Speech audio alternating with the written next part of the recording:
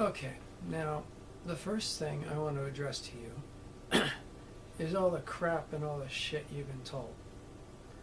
What? Now, you do understand, of course, that all of that, it really is just verbal abuse. Verbal and mental abuse. It's all abuse. It's nothing more than that. That's all it ever is. Really. Yes. It's all just verbal and mental abuse. Nothing more, nothing less. It doesn't mean anything. It doesn't do anything. It has no bearing on anything at all. The best thing to do, forget all of it and don't even deal with it. Just go with your life, forget all the bullshit. Don't play the fucking mental games, forget the bullshit, live your life. Okay? That said, unfortunately, with the bullshit, with all the verbal abuse, that's hard for some people. They can't just forget it and move on and go on to their life. They have to have it explained. Okay, alright, so this is where we start.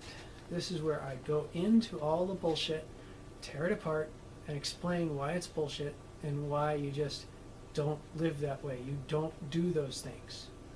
Quite often, this is why I've never said this to anybody, because I figured, why bother? I mean, seriously. It's just a mental crap. It's just some mental games. It's just some bullshit. Why would you ever fucking deal with it? Why would you ever fucking live that way? Why would you want to? It's crap. Okay? First example of everything. Okay? Now, if I said, raise your hand. Now, do you have to think about the process that causes the electrodes in your brain to fire, that makes the nerve endings move from your brain down your arm to your hand to where it will finally rise? Do you have to think about how the processes work, or does your hand just rise? Oh, my hand rises. Exactly.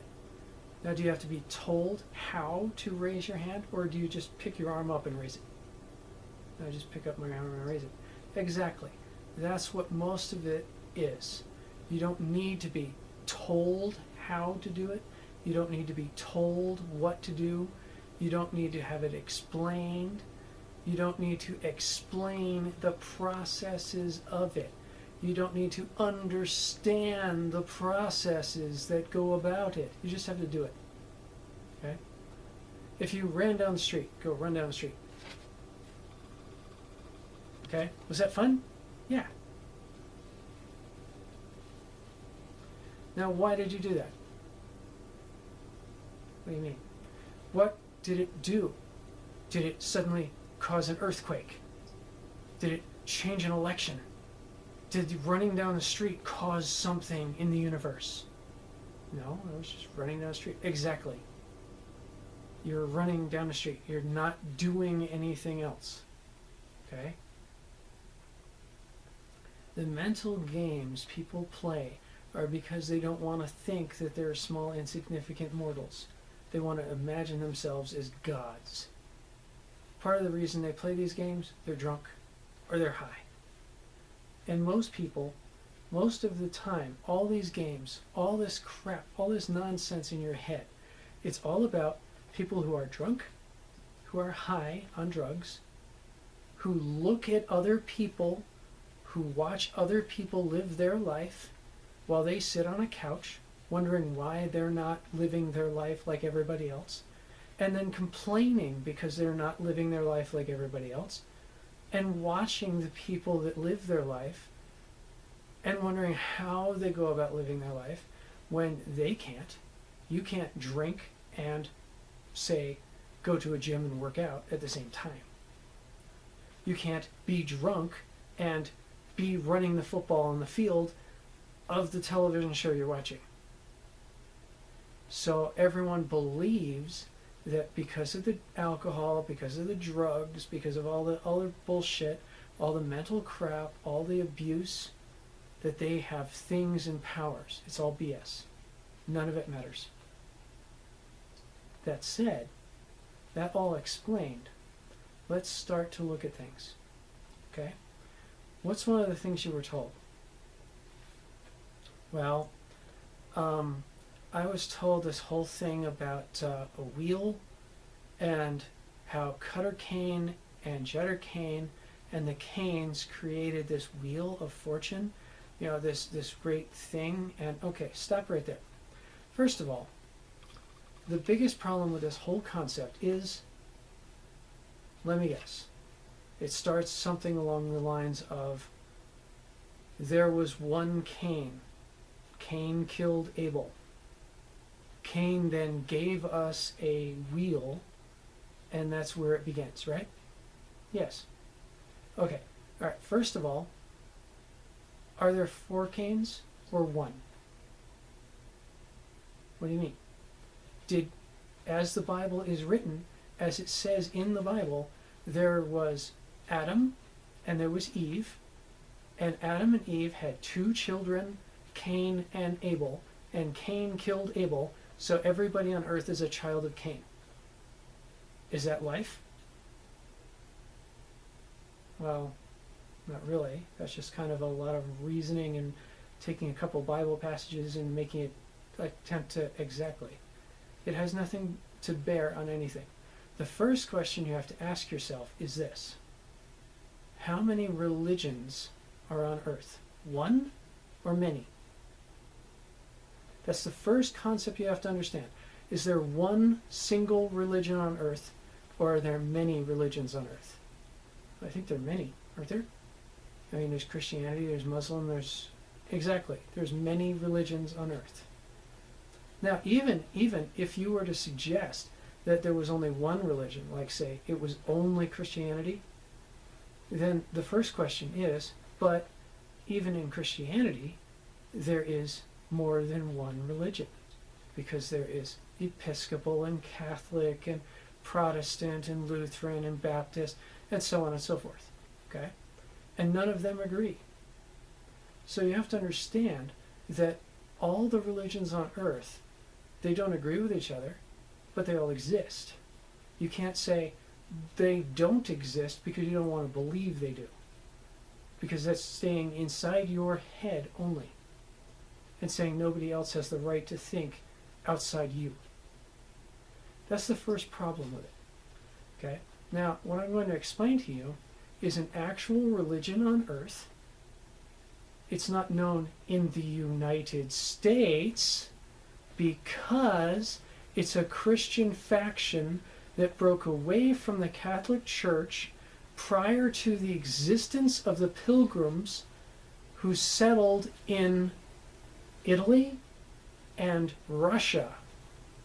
And this is a part of Christianity that is followed specifically in Italy and in Russia. The belief is in the creation of the 4 horsemen. In the book of the Apocalypse, it talks about how God created 4 horsemen. There are even several other passages before the Apocalypse, before the book of Revelations, in where the horsemen are mentioned, the horses that watch. There's numerous counts of the horsemen. And even throughout time and history, many people have blamed wars, pestilence, death, and destruction on these mystical 4 powers, these 4 horsemen. Well, the religion that broke away is based upon the 4 horsemen, and it calls each horseman a Cain, as in the 4 Cains. And the 4 Cains come about because no one wants to understand that the horsemen are here. Okay? I mean, think about it. If you were in a land that was at war, and there was a man there, and that man was war, was Cain, was the horseman that was causing the war, would you not then strike up and try to kill him just to stop the war from happening? That is the concept. The Titans have walked on earth since before time immortal. In most cases, they're mortal, but they walk on earth. They live, they die, they come again. They're cursed to do this. That is where it all comes in. The 4 Cains are 4 Titans. The 4 greatest Titans ever created were cast by the God of Jehovah, Catholic religion, Jewish religion, the God of all, the I Am, the main God that we worship today. He took, when he threw out all of the old gods of Rome and Greece and things like that, all the multi-deities, when he threw them out of heaven to help him run things, he captured the Titans, because the Titans are walking around with the gods. Okay? And when he captured the Titans, he made them his slaves or his servants. I mean, we think of ourselves as servants, not slaves, but it's all one and the same. Okay? So then we, as the four strongest, were called Cain. This then masquerades us so people don't realize that we're Titans. Okay? It's the first attempt at trying to make us not look like something that's a god, but actually immortal, because we are. We have some power on earth, but most of that power is very, very tiny. I mean, think about it, okay? If you were a god at one point in your existence, and you were then captured, and you were put back on the planet as a mortal, what amount of your godlike power are you going to keep? You're going to have something like the ability to start a fire with your brain, the ability to dream the future, small psychic powers. And that's where psychics are starting to become forth. That's what a lot of psychic powers are. They're extreme powers that some people have from time to time. And that's what we are. Okay? We're just a group of psychics. Maybe we're deranged stupids, who cares? But you have to understand the labels people use, Cain, horseman, all of this, that's what other people call us. Okay? We seldom call on ourselves. We do occasionally because we get tired of it all and because we know we're just bored. But by the same token, why care? Okay? The only reason that anybody gives a damn whatsoever is because they want to classify us and still blame us for everything that happens. Okay? So that's part of it. Now, back to the whole concept of there is more than one religion. If there was only one religion, then perhaps you could understand this concept of Cain and a wheel. Where does that come in? Each horseman, each Cain, Cutter, Jutter, Sutter, and Rudder, has a special power, a weapon, a single device, which is talked about in the Bible. Like, for example, war carries a sword. Justice carries scales. Death carries a scythe. And pestilence carries, I forget, it's another scale, I think, because he's weighing the wheat and barley kind of concept. But it's intrinsic to whatever causes a plague or whatever causes a famine. Okay? So we each have a weapon specific. Now those weapons then turn themselves into symbols. Now Justice, Cutter Cain, is called Cutter because he has a wheel. It's the wheel of just. It's what decides what is just and what is not. It cuts through the line because it is singular cut. You have to understand that while one concept and one design may be different than another, it's still the same thing. Okay? Justice can only see things in black and white because justice is pure law. It's either right or it's wrong. That's it. Nothing more. It's white and black, good and evil, and justice is law. And it's the definition of law. The main reason why they picked Cutter to blame everything on is because law defines things. Okay? These are the same people that walk around and want to give labels to things. My father, for one time, looked at a tree and said, I am allowing that tree to grow. It is my godlike power. That tree is growing because I allow it to grow. And we said, what do you mean? Right. And he said, what do you mean? And the whole point was, he didn't cut down the tree. Not because the rain came, not because the sun shined, but because he didn't cut down the tree. If he didn't cut down the tree, he is allowing the tree to grow. That's how stupid it is. It doesn't work that way. But people want to imagine themselves as gods. People have wanted to imagine themselves as gods since the ancient Greece. And they then use their godlike power to label things and decide upon things. It's all BS. Simple and done. Easy. Now the wheel is created out of the concept of alcoholism. If you're drunk, then you see things from a concept of a wheel turning. It also represents the concept of a squirrel running in a circle in a wheel. It's all nonsense, okay? But it's all Cutter cane. Now, Jutter cane has a different power altogether. Jutter cane is a pendulum.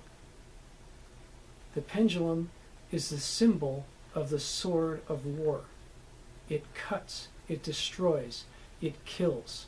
It swings back and forth. And the pendulum is what controls the economy, the money, what's actually driving war, the forces behind war. The pendulum creates the politics, it creates the economy, it creates what causes the engine to be built in the first place. Without the pendulum, you wouldn't have an army to wage a war with, because you couldn't pay your soldiers. The pendulum is how everything is controlled. And that's one of the prime powers. Once you understand that there is no wheel at all, and the only thing that actually exists is the pendulum, then you come out of your head and you enter the world, and you realize that what is in the world, what's driving the world, is politics and money. Greed, religion, war, and death. That's what drives the world. Now, if you get out of your head and stop imagining some concept of a wheel, then you suddenly understand the pendulum. That's why most people don't want to look at the pendulum, because it makes too much sense. Now, why does everyone get stuck on the wheel? What is the promise of the wheel? What is the understanding of the wheel? What is everything about the wheel? It's all about dating. Okay? Imagine yourself as single eternally. Always single. Always choosing a different person. Never getting married. How stupid. But imagine that. Okay? That's what it takes to run the wheel, to understand the wheel. You have to always see everything as it's important that this person dates that person. Nobody actually gives a damn who dates who. And when you look at the whole concept of the wheel is stupid to begin with, because there are more women on earth than men. And the whole concept of the wheel is male ego. It's all about men taking women as if they were prizes, because the concept of the wheel dates back to before feminism in the United States, and it's centered mostly in the US. Most of this BS is only United States thinking created by alcoholism, drug addiction, and etc.